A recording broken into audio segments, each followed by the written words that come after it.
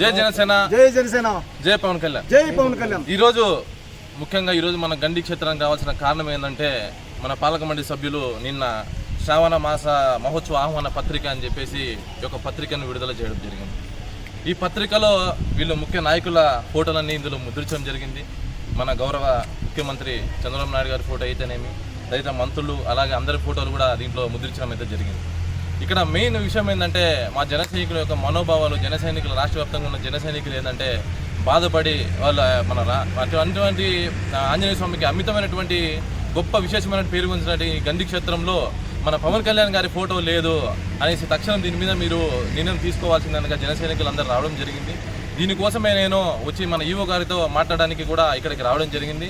అయితే గత 2 గంటల నుంచి కూడా మేము ఈవో గారి కోసం, చైర్మన్ గారి కోసం వెయిట్ చూస్తుంటే వాళ్ళు ఇంతవరకు కూడా ఎటువంటి సమాధానం లేదు వాళ్ళ కోసం. దయచేసి మేము ఒకటే విన్నవించుకుంటున్నాం, మేము కూటమి గవర్నమెంట్ తరఫున దయచేసి మా పవన్ కళ్యాణ్ గారి ఫోటో కూడా ముద్రించి ఈ ఆహ్వాన పత్రికను పునర్నిర్మించి మరి అందరికీ భక్తులు కూడా పంచాల్సిన అవసరం ఎంతైతే ఉందని చెప్పేసి ఈ సభాముఖంగా తెలియజేసుకుంటూ, పవన్ కళ్యాణ్ గారు మన ఆంజనేయ స్వామికి అమితమైన భక్తుడు.